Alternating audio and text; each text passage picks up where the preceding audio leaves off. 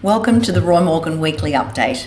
In the past week, we saw the first leaders' debate between Prime Minister Scott Morrison and opposition leader Anthony Albanese. Albanese was awarded a narrow victory, but the very next day was forced into isolation after contracting COVID. Albanese is set to leave isolation tomorrow.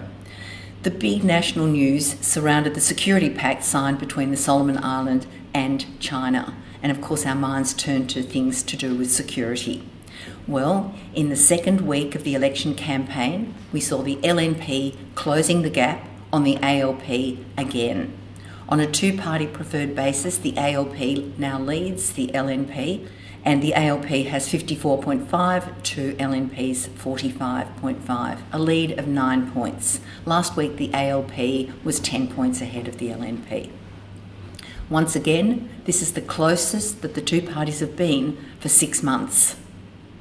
If an election had been held now, the ALP would have won easily and had a clear majority, according to this Roy Morgan poll conducted in the week to Sunday, April 24, 2022.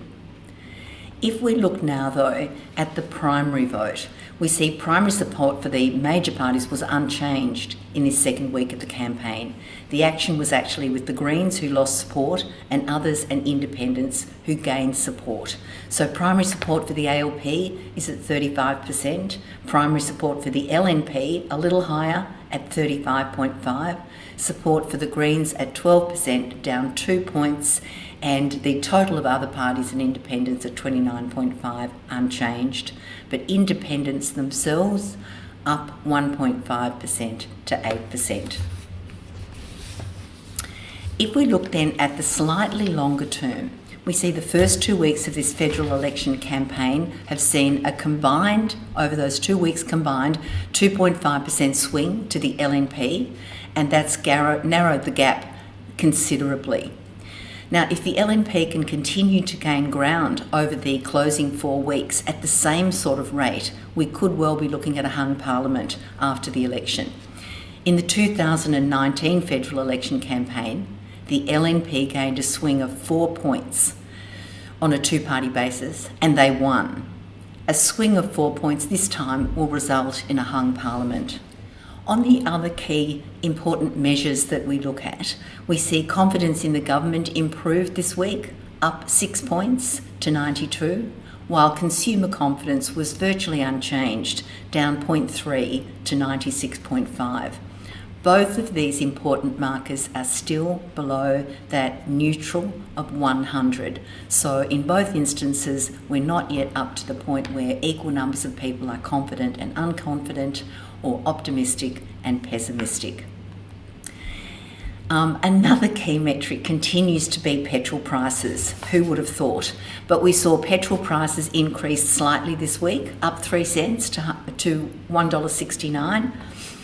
And this was the first increase since mid-March, and it coincided with the first drop, albeit a small drop, in consumer confidence for over a month. Inflation expectations, also a really important measure. Inflation expectations rocketed in March. You can see that chart showing clearly at 5.8%. Australians expect inflation of 5.8% in March. That's the highest for nearly a decade, since September 2012. And clearly the high petrol prices played into that March figure and the steep increase in inflation during that month. However, our figures for April are showing that inflation expectations have dropped on a weekly basis during April and are down 1.3 points since peaking at that endpoint in March. So today's ABS CPI reading, and that's for the March quarter, and will include this spike that we've seen in petrol prices, is really important. If a higher than expected ABS CPI reading will increase pressure on the RBA to increase interest rates next week for the first time since November 2010. Now, the last time the RBA increased interest rates during an election campaign was in 2007, the last time the Liberal National Government lost office. Thank you for listening, and see you next week.